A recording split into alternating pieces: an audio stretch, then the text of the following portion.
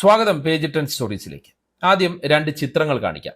ഒന്നാമത്തേത് കരൂരിൽ നടൻ വിജയെ കാണാൻ തടിച്ചുകൂടിയ ജനക്കൂട്ടം. രണ്ടാമത്തെ ചിത്രം കരൂരിൽ വലിയ ദുരന്തമുണ്ടായപ്പോൾ മാധ്യമങ്ങളോട് മിണ്ടാതെ തൃച്ചി വിമാനത്താവളത്തിൽ നിന്ന് ചെന്നൈയിലേക്ക് സ്ഥലം വിടുന്ന വിജയ്. തമിഴ് രാഷ്ട്രീയത്തിലേക്ക് ഉദിച്ചുയരാൻ കൊതിക്കുന്ന വിജയെ സംബന്ധിച്ച് വലിയ തിരിച്ചടിയാണ് കരൂരിലെ ഈ ദുരന്തവും അതിനുശേഷമുള്ള വിജയുടെ ഈ ഒളിച്ചോടൽ പ്രവൃത്തി. ദുരന്തത്തിന് ഇടയാക്കിയത് 4 കാരണങ്ങൾ എന്നുള്ള വിവരമാണ് പുറത്തു വരുന്നത്. അതിലേക്ക് നമുക്ക് വിശദമായി പോകാം. അതാണ് ഈ വീഡിയോ കൊണ്ട് ഉദ്ദേശിക്കുന്നത്. ഒപ്പം കരൂർ ദുരന്തം തമിഴ് രാഷ്ട്രീയത്തിൽ ഉണ്ടാക്കുന്ന ഇമ്പാക്റ്റിനെ കുറിച്ചും നമുക്ക് പരിശോധിക്കാം.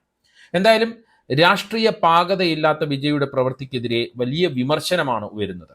അതേസമയം വിജയുടെ എതിരാളികളായ മുഖ്യമന്ത്രി സ്റ്റാലിനും ഉപമുഖ്യമന്ത്രി ഉദയനിധി സ്റ്റാലിനും എന്ത് ചെയ്തു എന്നതും പ്രസക്തമാണ് ഈ ഘട്ടത്തിൽ. രാഷ്ട്രീയ നേതാവും സിനിമാ താരകവും തമ്മിലുള്ള വ്യത്യാസം പ്രകടമാക്കുന്ന പ്രവൃത്തി അവിടെയാണ് നമുക്ക് കാണാൻ കഴിയുക. മുഖ്യമന്ത്രി MK സ്റ്റാലിൻ ദുരന്തം അറിഞ്ഞയുടനെ രാത്രിയിൽ ചെന്നൈയിൽ അടിയന്തര യോഗം വിളിച്ചു, സ്ഥിതി വിലയിരുത്തി. പിന്നെ പുലർച്ചെ ഈ കരൂരിലെ ദുരന്ത സ്ഥലത്തേക്ക് തിരിച്ചു. ദുരന്തത്തിന് ഇരയായവരെ കണ്ട് ആശ്വസിപ്പിച്ചു. അടിയന്തര സഹായങ്ങൾക്ക് അദ്ദേഹം നേതൃത്വം നൽകി. ഉപമുഖ്യമന്ത്രി ഉദയനിധി സ്റ്റാലിനാകട്ടെ വിദേശ പര്യടനത്തിലായിരുന്നു. അദ്ദേഹം അത് വെട്ടിച്ചുരുക്കി കരൂരിലേക്ക് അടിയന്തരമായി വന്നു. അതായത് മാതൃകാപരമായ പ്രവർത്തനമാണ് സർക്കാർ എന്ന നിലയിലും പാർട്ടി എന്ന നിലയിലും DMKയിൽ നിന്ന് ഉണ്ടായത് എന്ന് തന്നെ നമുക്ക് പറയാം. ദുരന്തത്തിന്റെ കാരണങ്ങളിലേക്ക് നമ്മൾ പോയാൽ 4 കാരണങ്ങൾ കൊണ്ട് ആണ് ദുരന്തം ഉണ്ടായത് എന്നുള്ള ഒരു പ്രാഥമിക നിഗമനത്തിലാണ് പോലീസ് സംവിധാനം എത്തിയിരിക്കുന്നത്. 1, വിജയ് കാരവാനിൽ ജനങ്ങളെ അഭിവാദ്യം ചെയ്തിരുന്ന ജനൽ അടച്ചത്. 2, നാമക്കലിൽ നിന്ന് കരൂരിലേക്ക് 100 കണക്കിന് ആരാധകർ വിജയുടെ വാഹനത്തെ പിന്തുടരുന്നത്. 3, സംഘാടകരുടെ തെറ്റായ ഒരു അനൗൺസ്മെന്റ്. 4, ജനക്കൂട്ടത്തിനിടയിലേക്ക് മരത്തിന്റെ ശിഖരം ഒടിഞ്ഞു വീണത്. കരൂരിൽ വിജയുടെ പ്രസംഗത്തിനിടെ 10 മിനിറ്റിനുള്ളിൽ തിക്കും തിരക്കും കൂടി അത് ദുരന്തമായി മാറിയെന്നാണ് ദൃക്സാക്ഷികൾ തന്നെ പറയുന്നത്. നാമക്കലിലെ റാലിയിൽ നിന്നാണ് വിജയ് കരൂരിലെ റാലിയിലേക്ക് വന്നത്. അതും നിശ്ചയിച്ചതിലും 7 മണിക്കൂർ വൈകിയാണ് വിജയ് എത്തിയത്.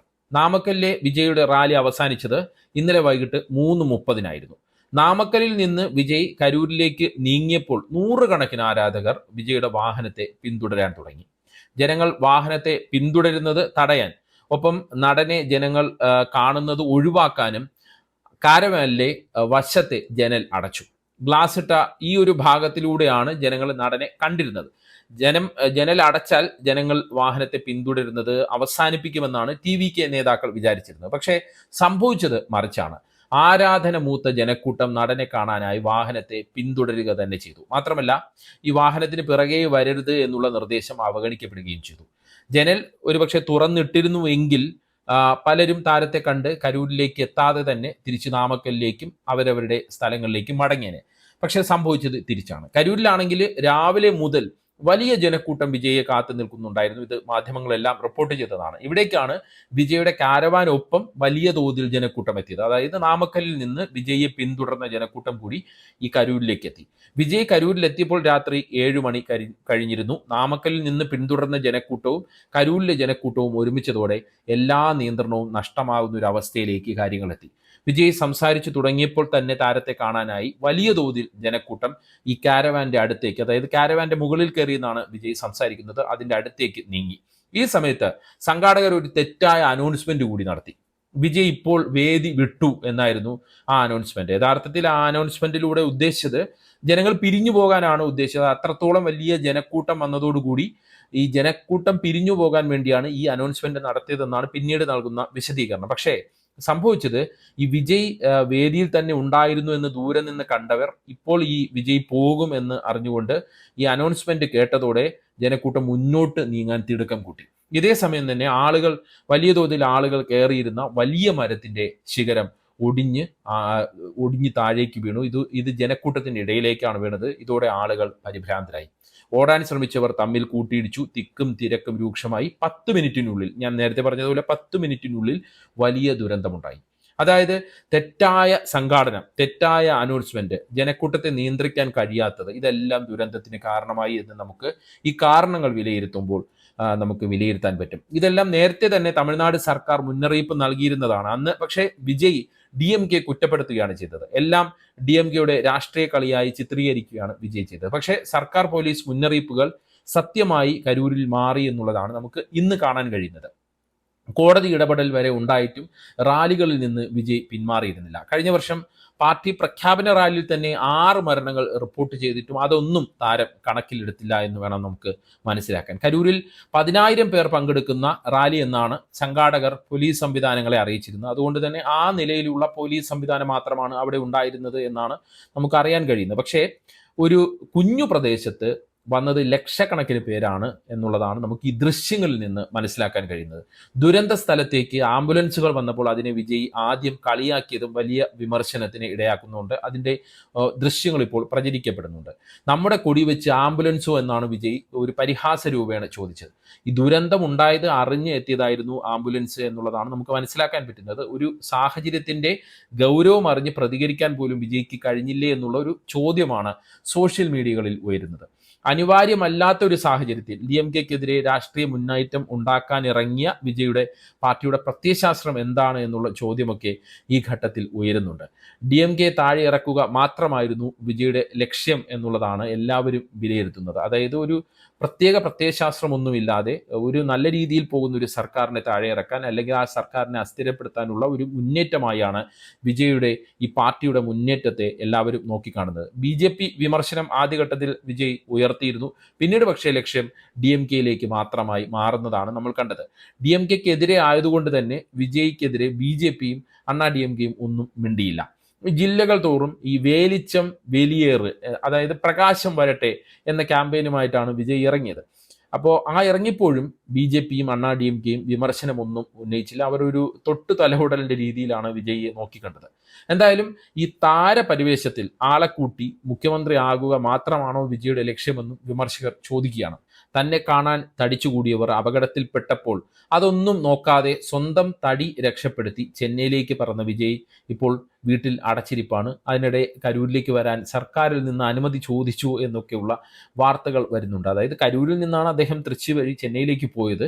അവിടെ നിന്ന് ഇപ്പോൾ ഈ വിമർശനങ്ങളൊക്കെ ഉയർന്നപ്പോൾ തിരിച്ചു വരാനുള്ള അനുമതി സർക്കാരിൽ തേടിയിരിക്കുന്നു എന്നാണ് നമുക്ക് ഇപ്പോൾ അറിയാൻ കഴിയുന്നത്. അപ്പോൾ ഈ സമയത്തൊക്കെ ദുരന്തമുഖത്താണ് മുഖ്യമന്ത്രി സ്റ്റാലിനും ഉപമുഖ്യമന്ത്രി ഉദയനിധി സ്റ്റാലിനും ഉള്ളത്. ഈ ഘട്ടത്തിൽ സോഷ്യൽ മീഡിയയിൽ വരുന്ന ചില കുറിപ്പുകൾ വളരെ പ്രസക്തമാണ്. മാധ്യമപ്രവർത്തകൻ അമൽ എഴുതുന്നത് ഇങ്ങനെയാണ്: അടിയന്തരാവസ്ഥ കാലത്താണ് ഉദയനിധി ജനിക്കുന്നത്. മുത്തച്ഛൻ കരുണാനിധി അപ്പോൾ ജയിലിൽ കഴിയുകയാണ്. മകൻ ജനിച്ച വിവരം അറിയിച്ച് സ്റ്റാലിൻ അച്ഛന് കത്തയച്ചു. കത്തിന് മറുപടി വന്നു. അതിന്റെ അവസാന ഭാഗം ഇങ്ങനെയായിരുന്നു: പൊതുജീവിതം എന്നത് ഉദ്യാന വിനോദമല്ല, കൊടുങ്കാറ്റിനെ പ്രതിരോധിച്ചുള്ള നിൽപ്പാണത്. കരൂർ ദുരന്തമുണ്ടായി മണിക്കൂറുകൾ കഴിയും മുമ്പേ തൃച്ചിയിലേക്കും അവിടെ നിന്ന് ചാർട്ടേഡ് വിമാനത്തിൽ ചെന്നൈയിലെ സ്വന്തം വീട്ടിലേക്കും മടങ്ങിയ വിജയെ കണ്ടപ്പോൾ കരുണാനിധിയുടെ പഴയ കത്താണ് ഓർമ്മ വന്നത്. വിജയ് കാണിച്ചത് ബുദ്ധിശൂന്യതയാണോ ഹൃദയശൂന്യതയാണോ എന്നതിലാണ് സംശയം. തീർച്ചയായും ബുദ്ധിശൂന്യതയായിരിക്കട്ടെ ആ സ്ഥലം കാലിയാക്കലിന് പിന്നിലെന്ന് ആഗ്രഹിക്കാം. കാരണം വിജയിയെ കാണാനെത്തിയ 10,000 തമിഴ്നാട്ടിലെ പുതിയൊരു രാഷ്ട്രീയ ചലനത്തിന് വേണ്ടി അണിനിരന്നവരാണ്, അതിനായി ഇറങ്ങി പുറപ്പെട്ടവരാണ്. അവരിൽ ചിലർ താൻ കാരണം മരിച്ചു വീണപ്പോഴും ഒപ്പം നിൽക്കാതെ ഇട്ടെറിഞ്ഞ് പോയ ഒരാളാണ് വലിയൊരു രാഷ്ട്രീയ മുന്നേറ്റത്തിന്റെ മുന്നണിയിൽ നിന്നതെന്ന് അപകടകരമായ ഒരു തിരിച്ചറിവാണ്. താരാരാധന വെള്ളവും വളവുമാക്കി വളർന്ന നിരവധി നേതാക്കൾ തമിഴ്നാട് രാഷ്ട്രീയത്തിലുണ്ട്. പക്ഷേ അഭിനയം അവിടെ അവസാനിക്കണം. രാഷ്ട്രീയ പ്രവർത്തനം ഫാൻസ് അസോസിയേഷൻ പ്രവർത്തനം പോലെയോ ഇവന്റ് മാനേജ്മെന്റ് പോലെയോ അല്ല. അതിലും എത്രയോ ഉയരത്തിലാണ് അതിൻ്റെ സ്ഥാനം. വിജയ് ഒരു രാഷ്ട്രീയക്കാരനെ അല്ല, ഇനി ഒരിക്കലും ആ നടന് അതാകാനും കഴിയില്ല. ഒരു കാര്യം വ്യക്തമാണ്: രാഷ്ട്രീയം കൊണ്ട് വിജയ്ക്ക് അഭിനയം പഠിക്കാൻ പറ്റി. അതാണ് അമൽ എഴുതുന്നത്. ശിബു ഗോപാലകൃഷ്ണൻ കുറിക്കുന്നത് ഇങ്ങനെയാണ്: ഒരു നേതാവിലേക്ക് ജനങ്ങളുടെ കണ്ണും കാതും ഏറ്റവും കൂടുതൽ പതിയുന്നത് ആപത്തിന്റെ ഘട്ടത്തിലാണ്. അശക്തരായി, അനാഥരായി, ആലംബഹീനരായി നിൽക്കുമ്പോൾ അവർ ഉറ്റുനോക്കുന്നത് നേതാവിനെയാണ്.